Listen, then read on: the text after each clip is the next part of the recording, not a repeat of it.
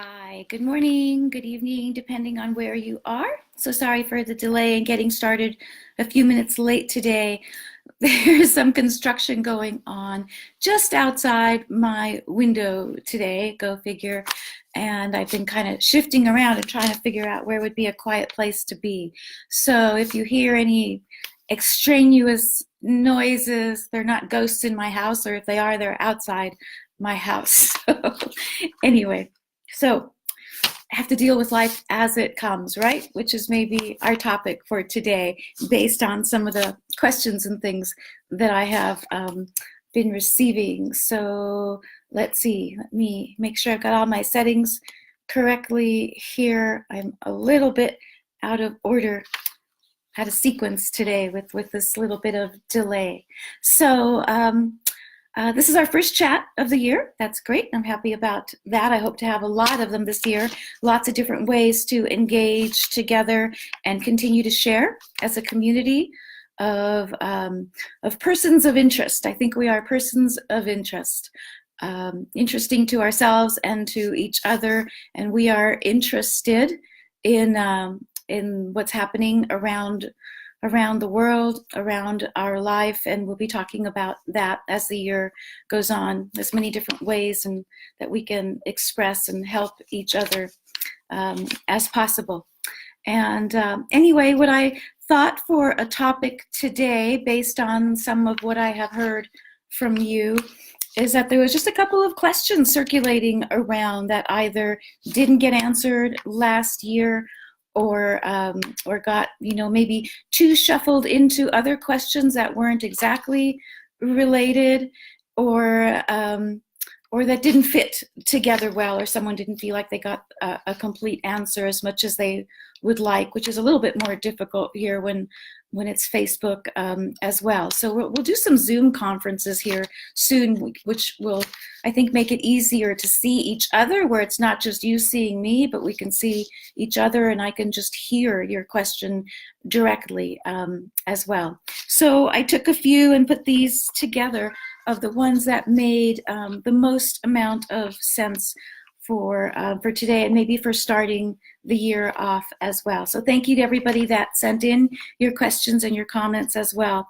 So this first one simply says, how can we remove blockages like hitting walls regarding victimization and other things, especially when we feel like spiritual energies are hitting us with a hammer? Hold on one sec, I'll be right back.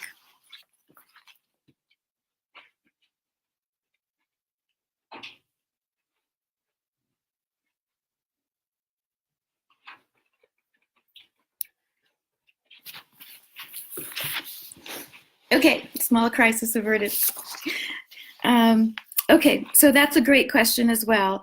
So this person also wanted to know what some of my experiences were in some of these areas, and personally, maybe either what challenges or what I did through some of those as well. So the first thing is, in removing blockages, is that it's so much more helpful to know if we knew what the real blockages are, I think.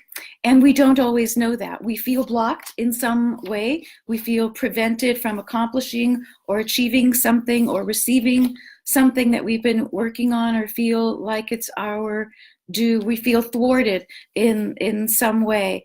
But we need to know, to remove something, we need to know what it is that we're removing. If we think of it in terms of our human body, if we just start removing precious organs that we need for other things, because it just seems like if we cut something out, anything out will be a benefit. We know that it doesn't always work that way for the body or for our life. There are situations that I've heard of, I'm sure you have too, where we cut out the wrong thing and we hurt ourselves in the process as well. So knowledge is very, very helpful, the correct knowledge, and sometimes that means truly investigating where we think the blockage is. Sometimes the blockage is a who, it's not always. Sometimes we are the blockage, and we can't just remove ourselves from our own life, but we can learn to get out of the way of progress or get out of the way of the lesson or the truth, or in some cases, the blessing. Sometimes we just haven't even learned to receive what can be in our own best favor, what is an honorable thing to receive. And again, so we need to recognize that. This question specifically referenced victimization as well, which I think in some ways and at different times, we have all found ourselves to be the victim of circumstances, the victim at the hands of someone else or something that's very, very difficult. And when we encounter that, we feel so much like life has let us down, like spirit has let us down, like our spirituality or those things that we believe in or have supported us in the past or that we have supported others in have let us down in a serious way. And we can't understand, what did we do? What did we do wrong? Just a couple days ago, I was hiking with a friend, and we actually made it through this little kind of treacherous, icy, snowy area, and we were back on firm footing, just packed earth. And we don't know what happened. She tripped over her own feet, and she fell down, didn't look like it was much. And the next thing we know, she is home now with a fractured ankle and shoulder. And she, like most of us, is asking, what did I do wrong? What did I do to deserve this? How was I not careful? It's only the second day of the year. How could this have happened already? And if this has happened already, what is the rest of the year going to bring? And we would all probably be asking all those similar things. And I can, take a gentle look at her life and find a couple of reasons why having to sit on a sofa for a few weeks to heal is not a bad way to start the year. She may disagree. So again, it's finding that blockage, sometimes telling the truth to ourselves. In terms of being victimized, that's something that we are somewhat accustomed to, especially here in the West, the Western part of the world. Especially in some ways, it tends to be a question that we ask more as women, although I hear it from men as well. And so when we are truly victimized, we have to call ourselves a victim. And we like to say that we are victimized, but we really don't like to think of ourselves as victims. I had a challenging childhood, as many of us have, for a variety of reasons. And I was probably somewhat of a victim of that, but didn't really think of it that much. Then one day, as an adult, not that long ago, I truly became the victim of something. I became the victim of a crime. And I seriously couldn't believe, like all of us when these things happen, how this could have happened to me. How did it happen to me? The spiritual teacher, the I'm there for you, I'll help you move, I'll help you bake a cake for your birthday, all of that. And how did this happen?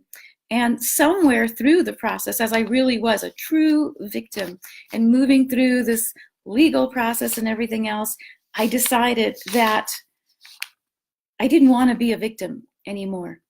And the only way that I could not be a victim is to stop considering myself one, to stop acting like one in every possible way, in the legal sense, in the, everything that was happening, that I had to remove that blockage, me thinking of myself as a victim, me carrying myself, my, self-authority, my wellness, my everything. I had to stop carrying myself as a victim and reformulate a life or a life plan that did not include me being a victim or victimized or a victimizer, the opposite of that too.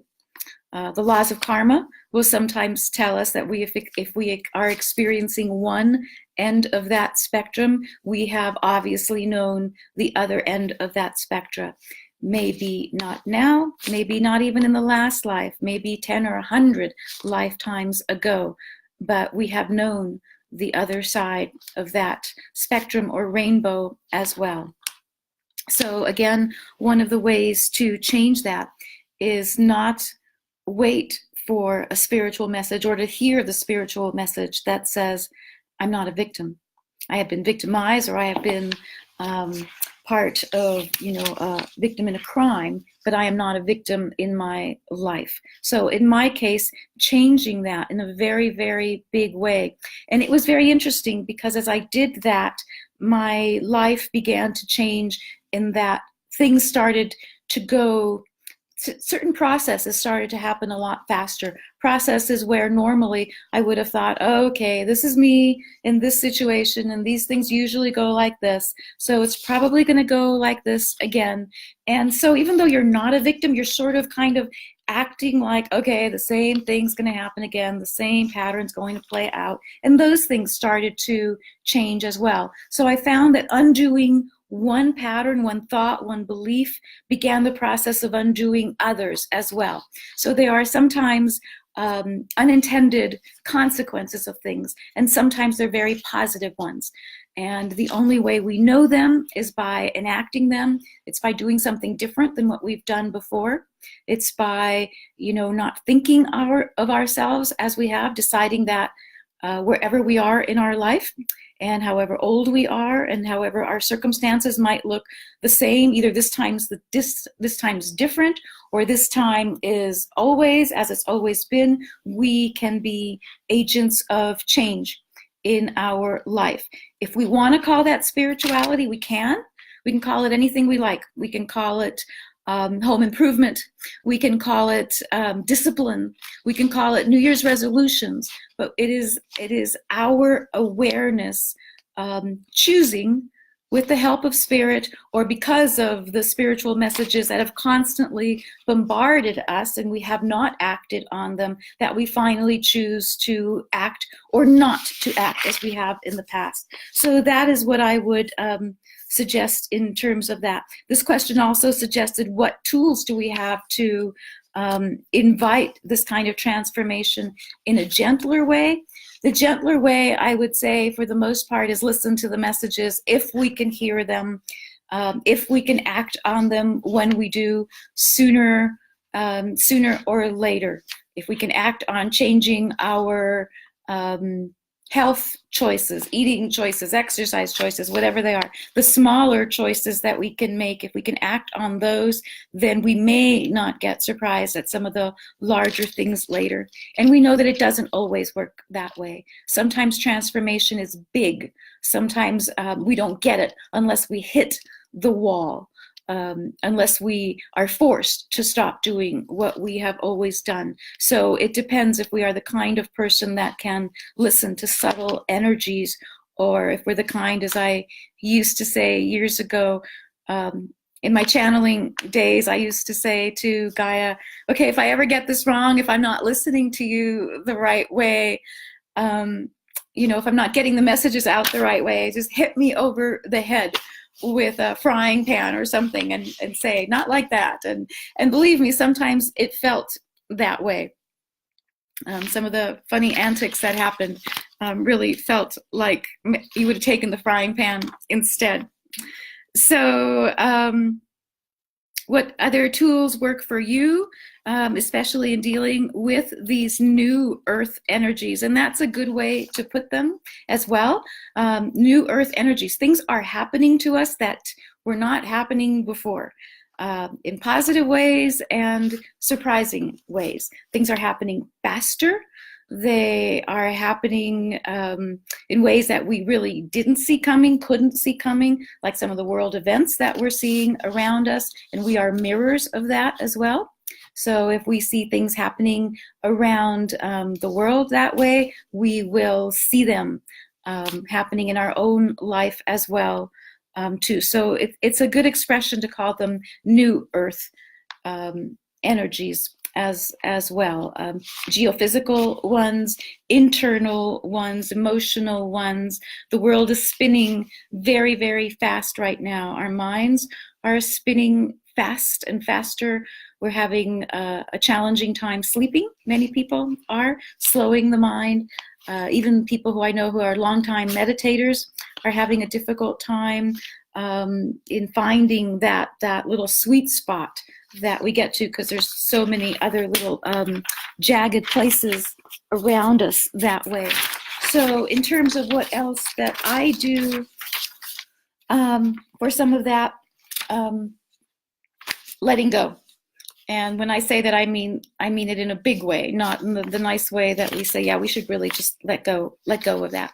Like seriously let go of the things that either are not working, not serving us, and knowing that we may fall, and most of the time we don't. The fear is that we will fall and all will crumble to dust around us for letting go or letting some things fall away. Mostly we discover that that is not true, that doesn't happen. But sometimes the only thing is to let go. We can say that, toxic relationships, if you can't completely let go of them out of necessity, we can try and keep them at a distance.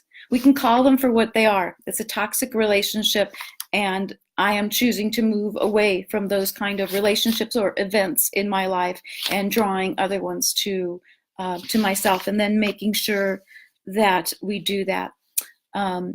Determining what is within your, say, sphere of influence. You can only stretch so far. So determine what and who can be included in that sphere of influence and do the best you can with that. And the things that fall outside of that, it doesn't mean that you don't care about them. It just means that you can't extend that far. If someone asks you to hand them something and you can't reach it, then you can't reach it, and you have to say, I can't reach that far. So it's the same thing. We cannot reach to encompass. We can have compassion for the whole world. We can attempt to improve the conditions in the world within our sphere of influence and within all of the ways that we care. But we can't, for instance, turn on CNN, watch everything that is happening in the world, be bombarded by those rays of energies, and then have enough energy to also complement or assist our sphere of influence. So deciding where and what. And it's not exactly the same as having boundaries. Boundaries is just, I'm not going there. I'm not going beyond there. So a sphere of influence is really seeing how far can I stretch. And so it's a little bit different than that. Along with that is deciding how much can you carry? How much can I carry for myself or for others? How much responsibility? How much of a burden, how much hope or planning or goals, anything. It could be positive things as well. How many things can I carry? How much can I do this year or in this project with or without help? So determining that. People that have really learned this lesson have gone on those kind of treks, where you really have to carry your own weight, you carry your own backpack, you carry your own supplies, and you carry it until the day is over or until that journey is over. And if you can't carry it anymore, you got to put your pack down, sort through it, and see what's worth carrying anymore or not. Food, yeah, I need food. 3 hats instead of 1. I might not. An extra jacket, yeah, I'll carry that. 3 versions of my iPhone, I may not be willing to carry anymore. And it's the same thing with what we can carry in a psychological sense and in a project sense. With so much information coming our way now, it's almost like the more we are given, it's almost like there's this feeling that we're also expected to take what is given. And we don't have to take it. We don't have to carry it. We can just do the best that we can do. Something else I do is, I guess, what I call not returning to the scene of the crime. So once you have determined not to do something, or that you have already learned a lesson in some area, we don't have to go back there and keep proving to myself, oh yeah, I used to do that, but now I'm not doing that. anymore. Or let me just go back and see if it still feels the same way when I go there or when I do this. Let me see if a chocolate chip cookie still has that much sugar in it, because it might not.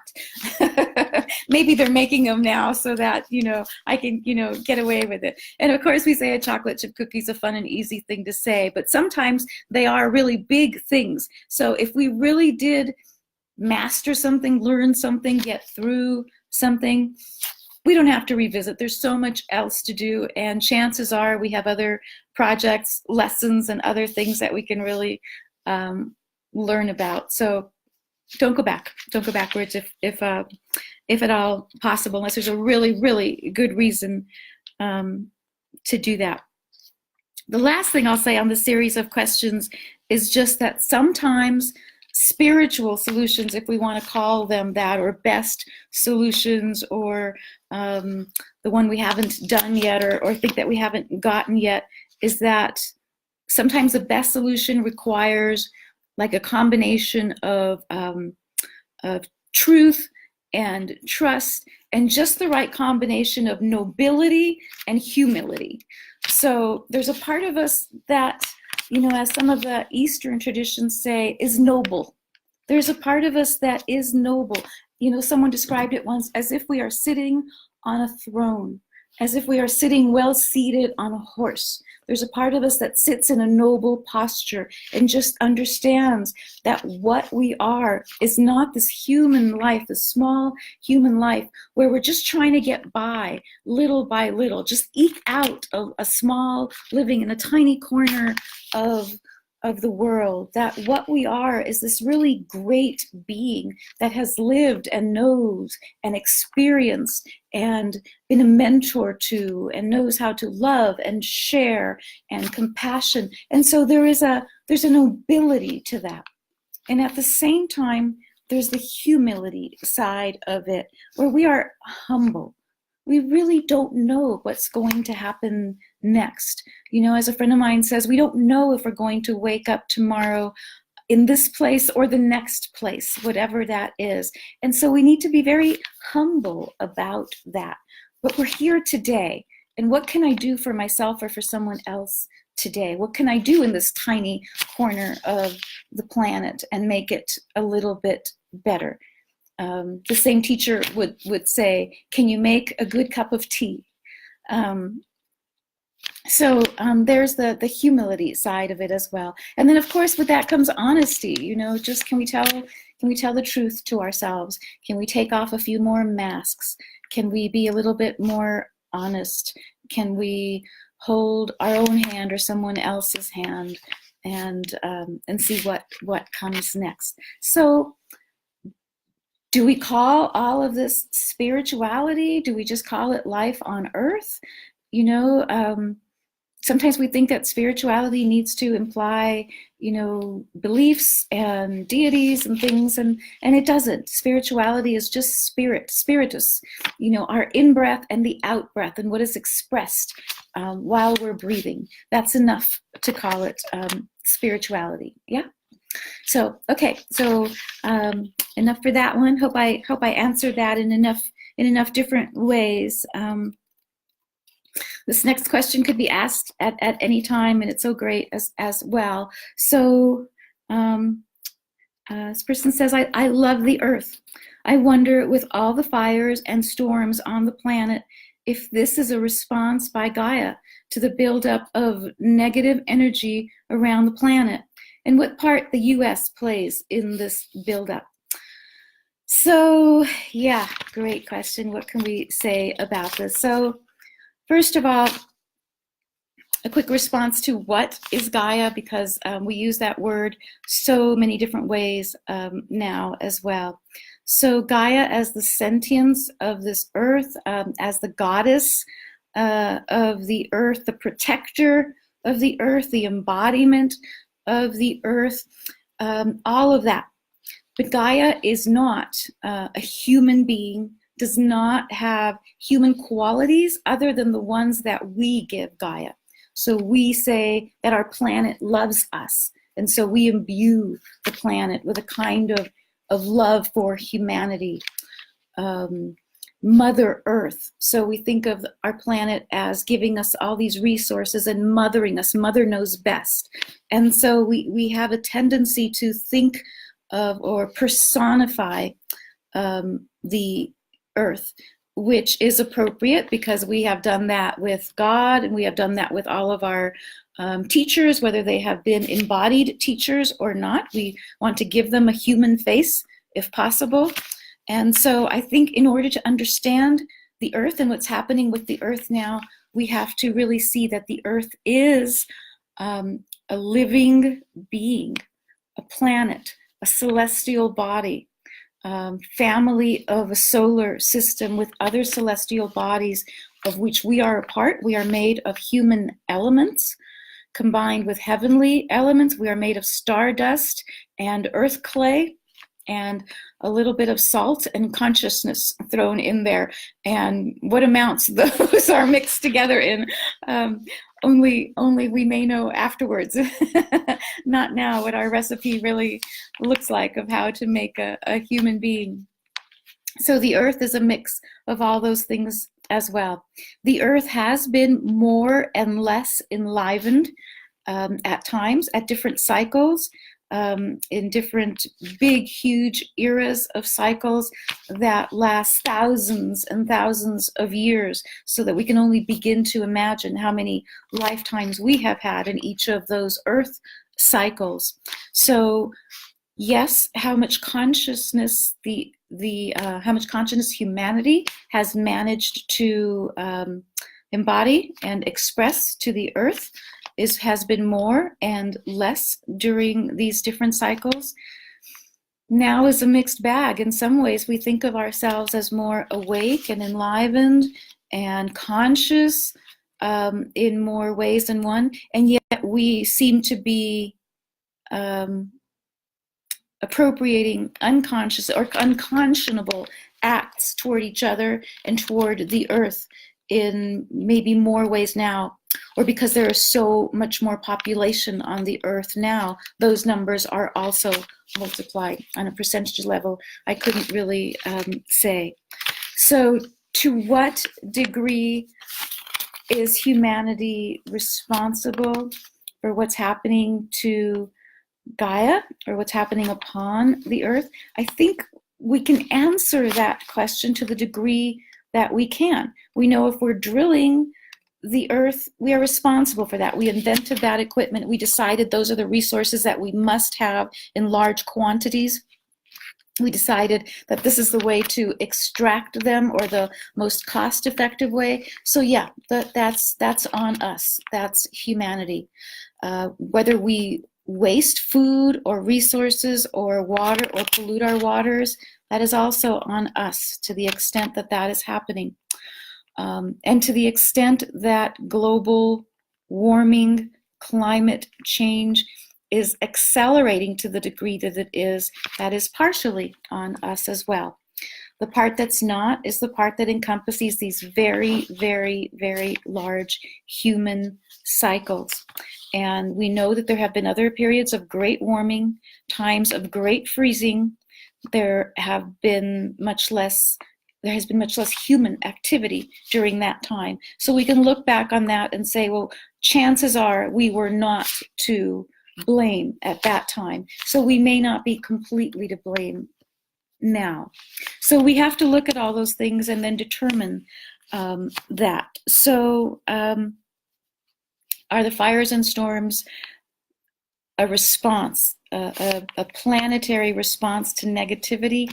Not in that way, but they are a response. They are a response to Gaia's cycles. Just like when we age, we are responding to our own human cycles. We can't stop that.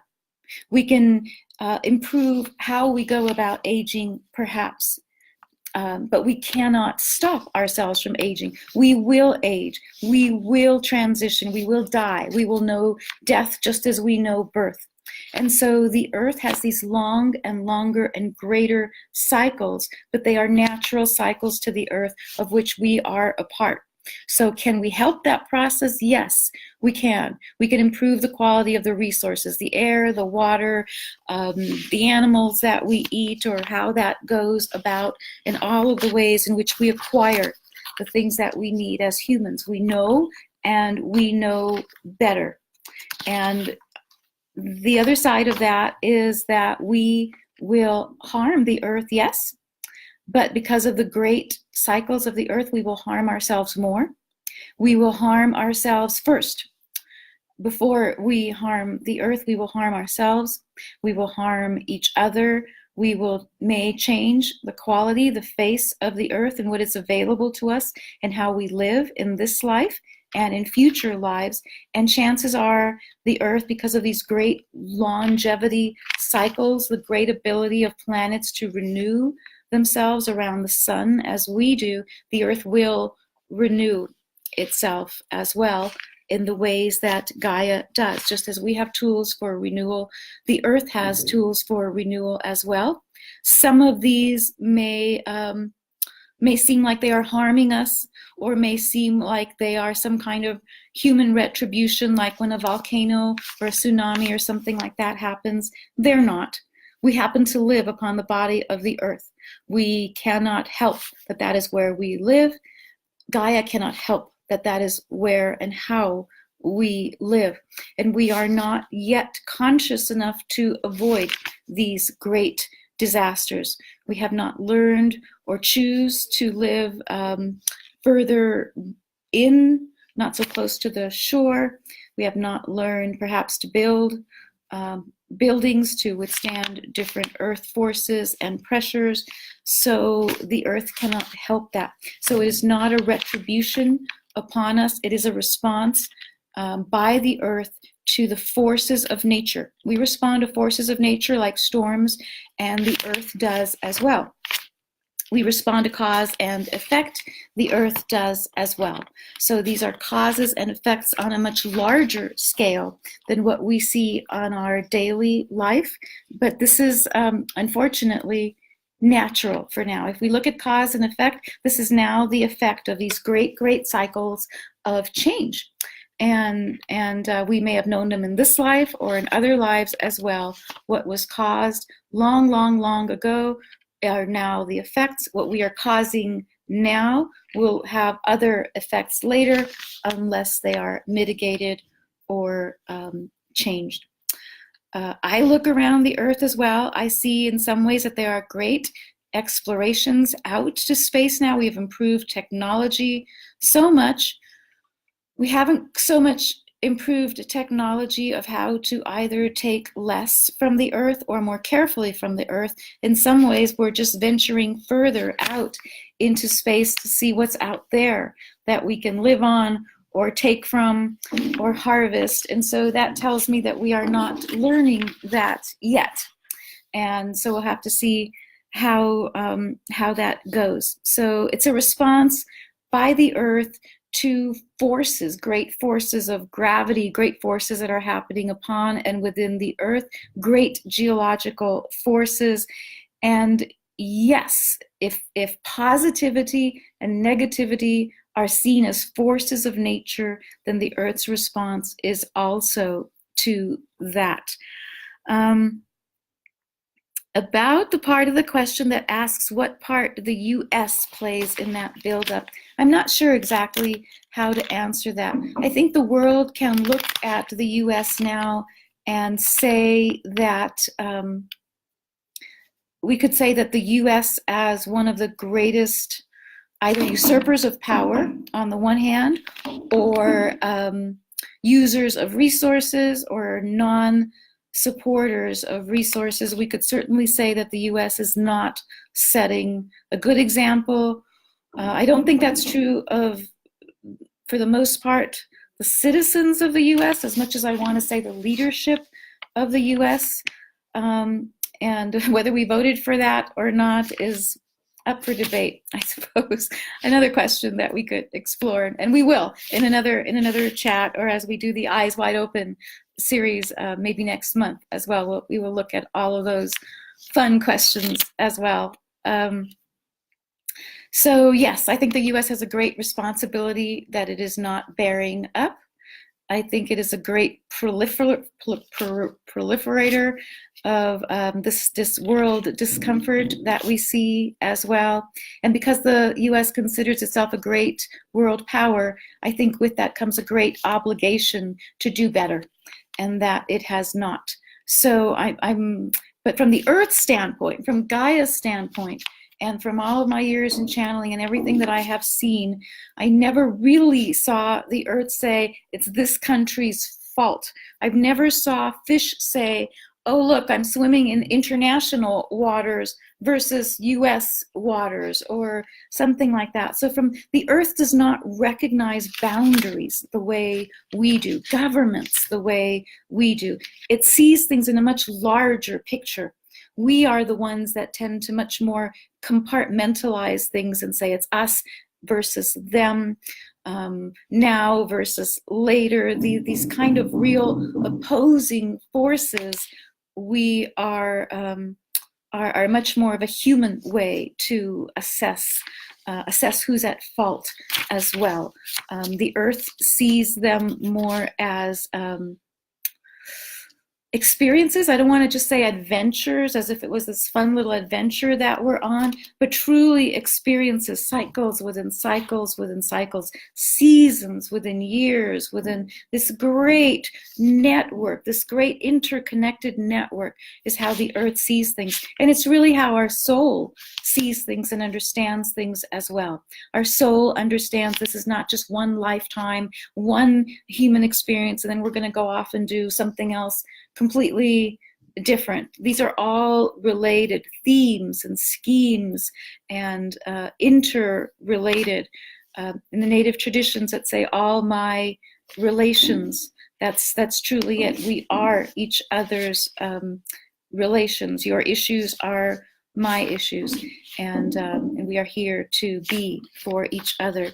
So I think that's what I can say about that for now. Everything that we're experiencing now is not new. It has been building for a very long time. In some ways, we could say we saw it coming, but sometimes when things happen suddenly, we say, where did that come from? We don't always think, oh, this has been building for a very long time. Of course it happened. There is no real logic in how we respond in the moment. So we are now at the suddenness of a long building. Volcanoes can be dormant for a very, very long time. Dormant doesn't mean nothing is happening. It just means that they're not close to erupting, that there doesn't seem to be as many chances. Now we're in the suddenness of it. Everything is awake. Anything can happen. And so that's the time that we're living in now. And we need to be prepared to the degree that we can, to respond to life on these terms, to respond to suddenness, to nowness, with less planning and saying this is how it's going to be in 5 years or 10 years. These are different times that we're in. These are the new earth energies, the new earth times. And I think in this, if we haven't gotten used to it now, in this new decade, the next decade beginning in 2020, we will. So we'll talk about that some more. So this just in response to the question that I received. So the last question I think I'll do just for the sake of time today too, is kind of an interesting one as well. Probably could talk about this one for days or weeks as well. So the question is it true that in order to know real love, we must first be able to love ourselves? And if that is true, does that mean that the majority of us do not know love?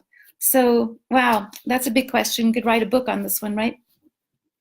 So I think to begin this one, we need to say or acknowledge how many different kinds of love, how many kinds of love there are. So compassionate love, familial love, sisterly love, love for the earth, devotional love, so many of these, and they're all expressed differently. They all create a different feeling for us. And that feeling happens in different parts of our body. If we want to say evidence-based, where do we feel it? How do we feel it? How do we know it? We know it because we're experiencing it. We feel it. Something happened.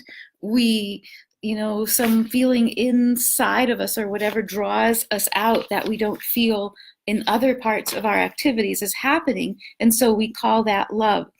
And most of the time we just don't add all the other adjectives in front of us because that feeling doesn't ask for it. That feeling that we have is just this momentary, true, I'm experiencing this thing that doesn't have a word expression.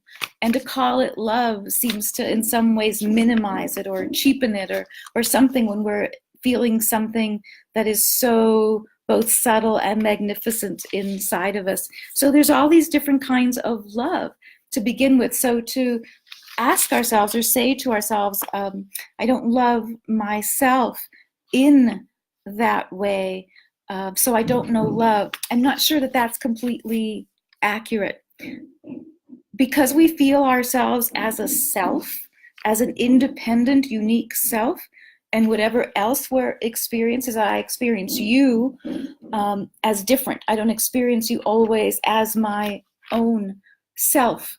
And so this version of self and other automatically creates a distance, or what we could call an otherness, self-other. There is an otherness between us. And so we know how to see that love. I can see the love I'm giving you. I can feel the love I'm receiving from you. But the joining of those two, we don't always feel in the same way because we're experiencing our otherness. So every kind of love expresses something and implies something else because there's the giving and the receiving and the third part of it, which is the experiencing. So love is a verb. It is an action. It is a feeling. It is an experience of all of this, and it's not. It doesn't have an opposite that we call hate. We know that, and we know that the opposite of love is not even indifference.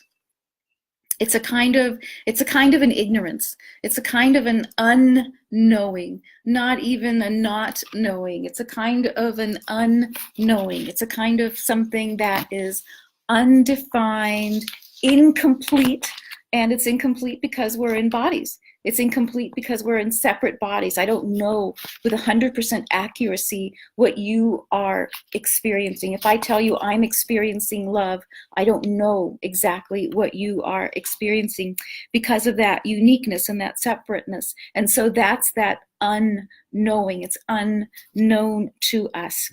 But we still call it love, and we call it all these different kinds of love because we're not sure about it. These are not skills that we have been taught, that we have learned well.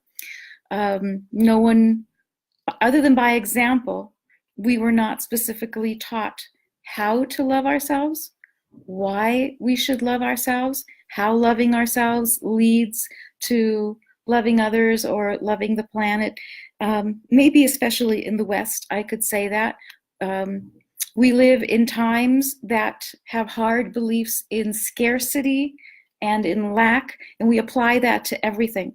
So if we believe that there is a lack of resources, if we believe that there is a lack of money, if there's a lack of understanding, most likely there's a lack of love too. So the things that we believe, when it becomes a hard belief that there is a lack in it, it's hard to know it in a complete sense. We're either saving a little bit for later, or saving it for, we think in that limited way, we're only going to express it when it's really worth it. So we hold back. I'm going to hold my love for you until I know you're really the one, or that you really care about me too. Then I will share my limited quantity of love with you when I determine that it's really worth it, or this is the moment when it's meant to be. So this feeling of lack of love as a resource as well, that it's not in this unlimited supply that we can give away, means that we're not giving enough of it to ourselves either. So in those ways, we could say that we could definitely know more about love if we simply saw it as more of an unlimited resource in some of the ways that it expresses ourselves. And then there's all the mixed messages as well. So we're told to put others first, but then in the next sentence, we're learning about having boundaries and learning to say no because we say yes too often and things like that. So we get those mixed messages about how much we should do or how much we should give away or what we should get before we give, and when are things in balance. And so we have missed the messages of what all of that is, or maybe even been told that to love ourselves is this kind of a self-cherishing, was what they would say in Buddhism. Self-cherishing is what we would call ego in some ways. Me, my, me first, you second. After I get mine, or after you say I love you, then I'll say I love you. And so this kind of self-cherishing or all of that first misses the mark sometimes as well in terms of what we can know about love, and that gets us into a little bit of trouble. The last part of that, loving ourselves, is that esoterically speaking, spiritually, esoterically speaking, when in the mystery schools there are teachings about love, or what we could call unconditional love, which I think is what we would all like to know and experience. In that unconditional love, we're taught to look for the self that needs love, or to look for the self at all. And we keep looking and looking and finding, but we don't find that one basic core. We find being and beingness and awareness and awakeness and depth and tranquility, and we find compassion, and we find all these things, but we don't find them in a self. We don't find them in other than beingness. So now this part of this conversation is just from the esoteric side. So I'm not saying that we don't exist as this being that you're seeing and interacting with now. On an esoteric level, a self that exists on its own without others, or without that interconnectedness, cannot be found. Because every time you find something, there is a smaller part of it that can be interpreted as a self. And at the same time, it cannot be separated from its whole. And so we do these investigations, is what they are, either alone or in exercises.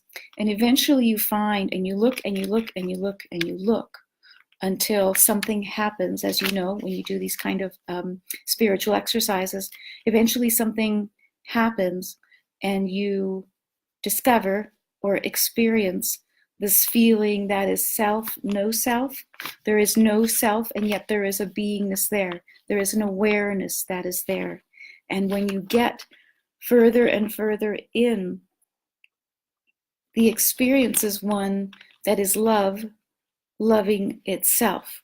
There's no real being, even beyond the core. There is an emptiness that is not empty, a fullness that is not full. There is yin that is not yang, yang that is seeking yin and finding it. And that experience of all of that coming together is love discovering itself as love. You want to say it, God discovering itself as God, or duality discovering itself as non-duality. There's so many different ways we could say that. So in that moment, because these experiences, exercises, if you've done them too, you'd probably know that they don't last much longer than a moment or a few moments. We get them and think, oh my God, I could live in this forever. Please don't move. I want to be in this experience for the rest of my forever. And I hope that at some point as bodhisattvas and teachers and things, we will. But when we have that experience of love, loving itself, being itself, becoming itself, not knowing anything but that, it doesn't either, the question dissolves. It's not that you have learned to love yourself, it's that the question dissolves because it's love loving itself. There isn't anything else that it could be. There isn't anything else that it could do. There isn't any more of it to learn or to do or to give. It is absolute. It is unconditional. And so when we have that experience, I think we do become, in our outer world as well, more loving, more compassionate, more understanding when people are not loving and compassionate, all of that. And because we are, again, unique individual selves, ego-based, carbon-based, on a journey, not knowing it all, we forget. We forget these things, we discard these things, we find them again. We represent them sometimes we're not, and we go home and say, oh my God, did I really say that or do that? What happened to this loving being that I was just yesterday or 2 hours ago? How could I have said that or done that? How can I have done this unloving thing? And so then we berate ourselves, and then the next day we realize that we are love, and we get it right, we get it wrong. And all of that is also loving ourselves. It's loving the misfortune. It's loving the mistakes. It's loving the progress that we make, small or large. It's loving other people when they get it right and wrong, which usually in our eyes is they could do better. So all of that is love. So my answer to that in all of that is, the more we love others, the more we can love ourselves.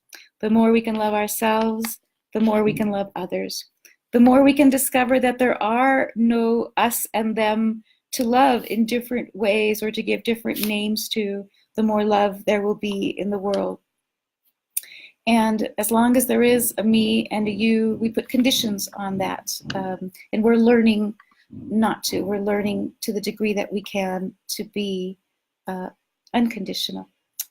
So those are the 3 questions I had for today. I hope I answered them to your satisfaction. I see some of your comments here. I see new faces, new names, and I'm happy for all of you that are really here. And we'll do another one. We'll do another one soon, another chat soon, and I'll be online again soon as well to share some upcoming events talking about 2019, Eyes Wide Open, and to answer as well. As soon as we'll start the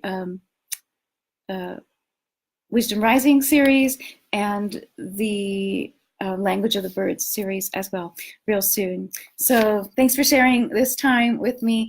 Sorry for the noise and interruptions. Hopefully it didn't sound as bad on your end as it did on mine.